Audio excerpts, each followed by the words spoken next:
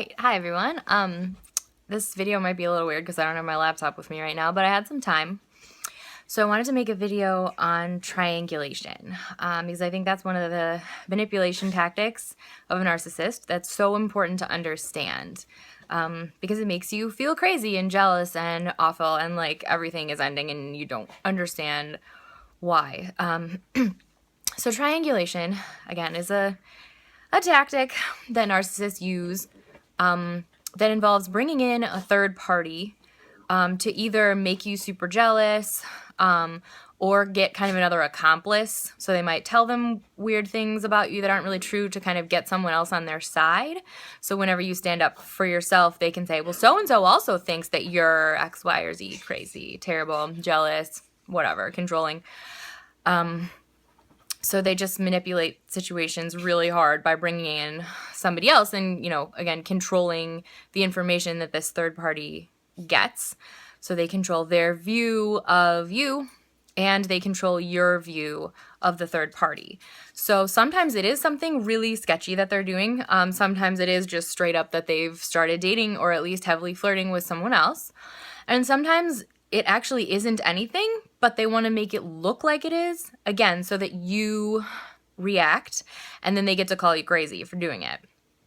So a couple of examples of this are one narcissist that I've spoken about before for sure was doing this with me and her ex and would go back and forth between putting her ex on a pedestal and saying like she's being there for me right now when I'm having a really hard time emotionally, and like you're not doing that, you're not as good as her because your love is conditional, right? Like you actually have set boundaries with me. I don't like them, so I'm going to compare you to this other person so that you get really insecure and think that you could never be as good as she was, and you will try and try and try and do anything to try to please me. So that was one that was really bad.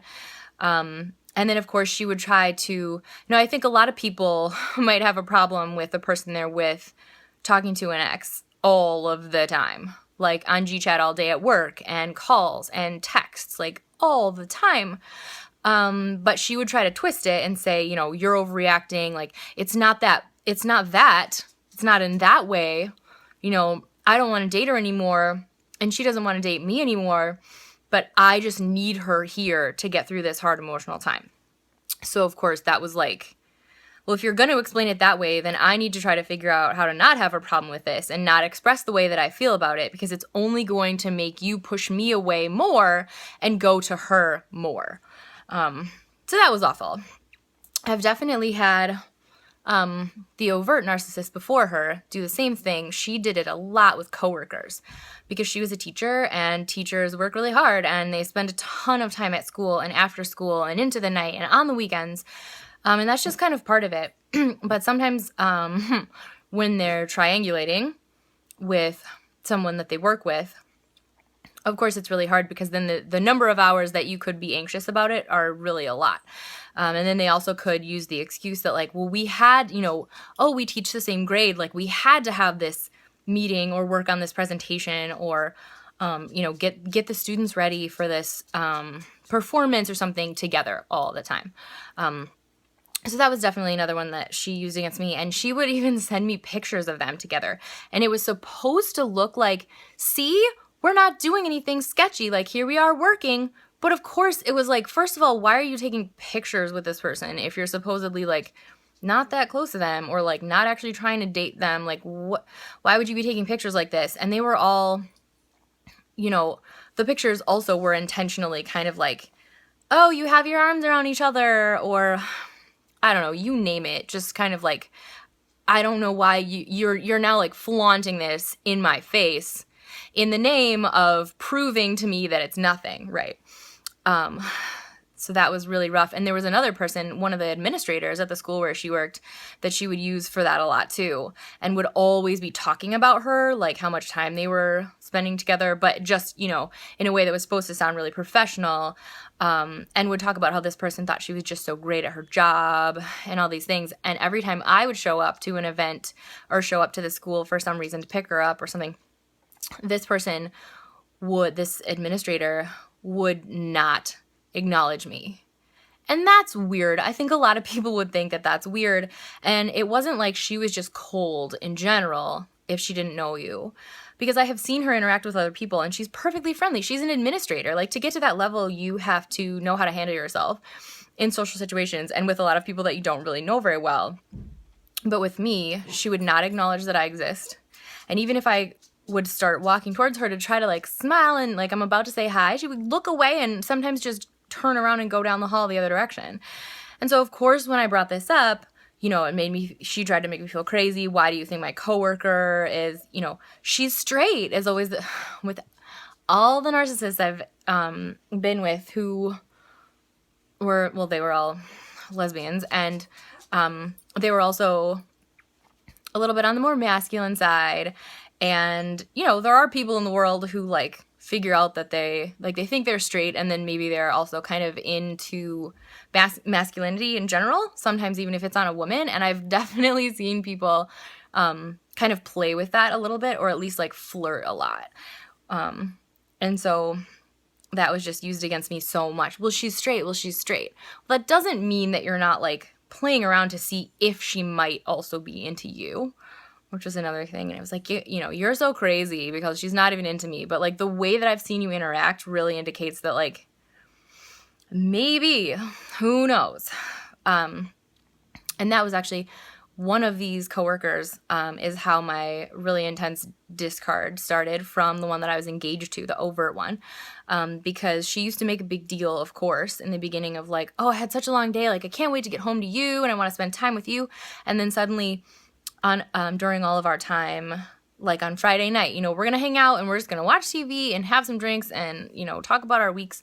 Suddenly it would be like she needed to call this girl. She needed to text her all the time. She needed to like send her funny things that she would find on the internet, like constantly, not like a little bit, like we're friends, like constantly. And of course, when I brought that up, like, hey, I know this person is someone you like hanging out with and communicating with, but like when it's our time, do you think you could not just be texting her the whole time? And of course that made her throw her phone against the wall and break it, and then blame me for being controlling. So that was really good triangulation. And suddenly she would also stay after work all the time to like help this girl, set up her classroom because she was a new teacher at the school.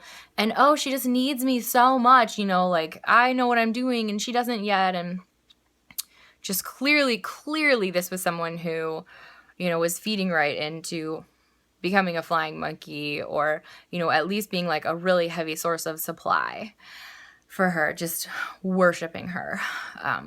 So that was really difficult.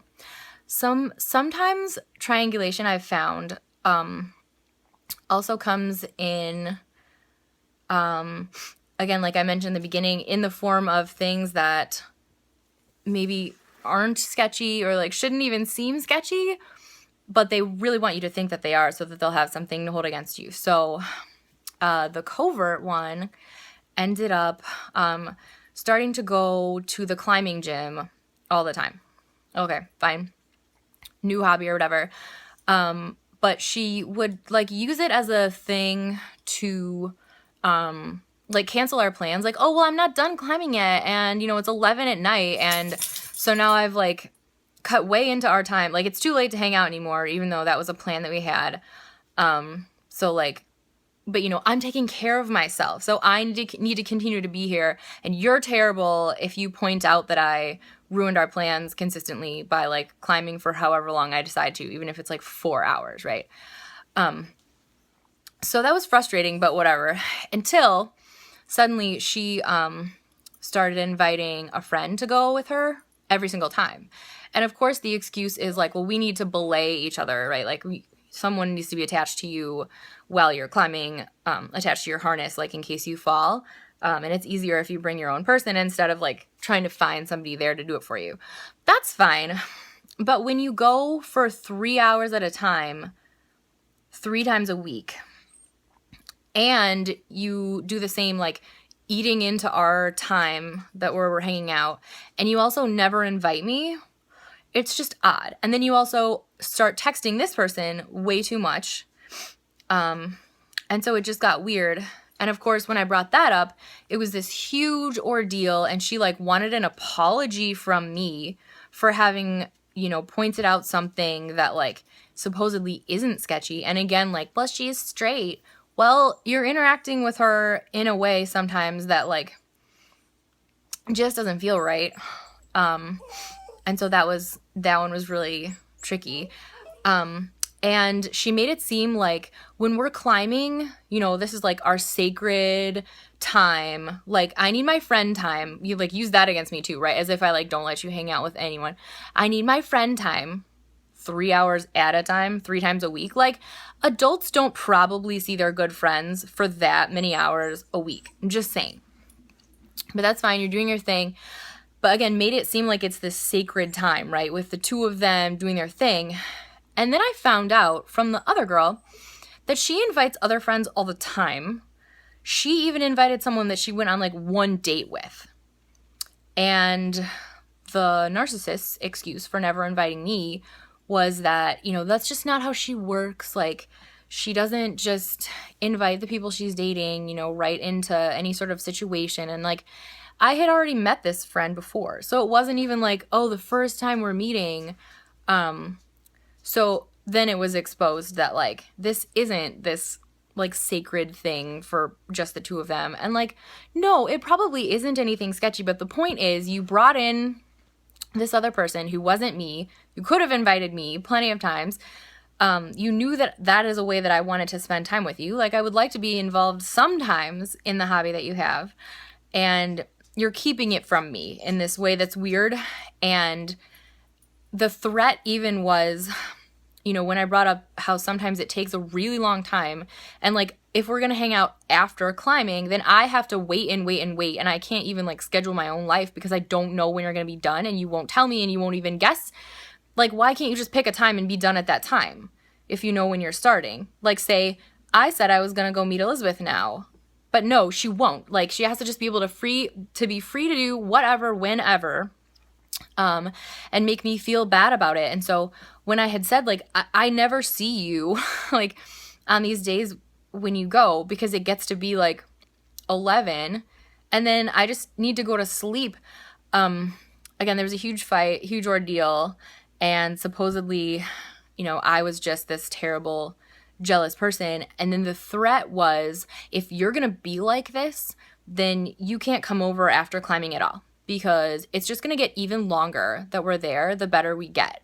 And so if you're going to overreact like this, you just don't get to come over at all. So you take the person who now already feels pushed away and not included and kind of insecure because this is really weird and why am I not allowed in that space of yours ever? And then you say, if you're going to point this out, what I'm doing, I'm going to punish you by seeing you even less. So that was a super good one. There was one more good example of triangulation too, where she is in AA, Alcoholics Anonymous, and she has a sponsor who she spends a ton of time with. Like, sometimes she'll be at her sponsor's house for like 6 hours, and I'm like, I just don't understand. But whatever, maybe that's how that works. I don't know. But she has used this person in the past, again, to punish me. Like, I can't see you when I said you would, or ignore me for hours because, like, I'm with my sponsor and, like, we were talking about stuff, and, like, cancel plans and not follow through on things that were really important to me, because she was with her sponsor instead. So that was already a thing. And then she tells me out of nowhere that, I know that she was thinking of moving, and she ends up telling me that, oh, I have something so funny to tell you. Okay, it's not going to be funny. I know it's not. What is it? My sponsor just suggested that I move like right next door to her because this apartment is opening up. Isn't that so funny? I have no idea why anyone would think that that's funny. Like, anyone suggesting that you move near them could be good or bad, but it's not funny. It's just like, what? So she like wanted me to laugh and then made me feel like I was weird for not laughing at that. And then also I was like, that's really far away from where I live. Like, were we going to talk about that? And like, I'm the only one with a car as well. So when we get together, like, it's me who's always driving, right? So that was like, why are you keeping these things from me? And then also making it clear that, like, you are going to at least consider this or go see that place at the suggestion of someone else. But you wouldn't talk to me about, like, or you first of all wouldn't consider me in your process of finding an apartment, and you wouldn't try to live anywhere near me. But I'm supposed to laugh it off that you're going to live far away from me and right next to your sponsor, who you already see all of the time. You know, it feels really codependent. And maybe some sponsorship relationships just kind of are. But I didn't think it was funny.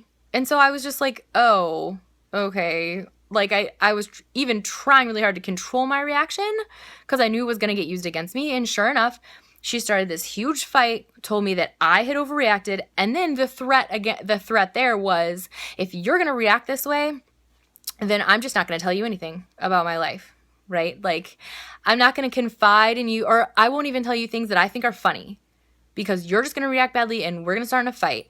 And so the other punishment was, like, we get in this fight. I'm in the middle of driving her home, of course. We were supposed to spend the afternoon together, and then it was like, we just need to not be together right now. So now I have no plans for the rest of that afternoon, and I have to sit around and, like, feel terrible and, like, remind myself, like, I did not start that fight. I did not overreact. I was just bringing up the fact that, like, I didn't think you were going to live so far away in that neighborhood. Like, we didn't talk about this. Is that what you're considering? I'm concerned about all the driving I'm going to be doing. Can we actually have a conversation? But no, you cannot with a narcissist. That was completely on purpose. Like, I wouldn't be shocked at all if she had just, like, wanted either some free time, wanted to hang out with someone else that afternoon, wanted to take a nap, whatever, but, like, made it into my fault instead of just telling me any of those things that maybe she wanted to do.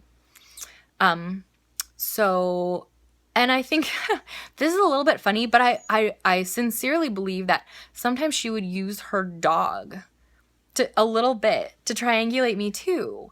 Like, she's kind of obsessed with her dog, which is fine. I'm obsessed with my dog too. But sometimes the way that she talks to each of us, or the way that she would, like, greet us after she hadn't seen us in a while, was really kind of bizarre. It would be like, it looked intentional to me to, like, give the dog all the attention, like, first, and to say how much she missed the dog and all these things. And then when it came to me, sometimes if she was doing this thing, it would be like, oh, hey, you know, it was just weird. So sometimes it feels like any little opportunity to make you feel like, why is that person, that dog, that thing, whatever it is, why is that so much better than I am? Why do you want that person so much more? Why do you want to live near them? Why do you want to be at the climbing gym with them? Why do you want to confide in them instead of me?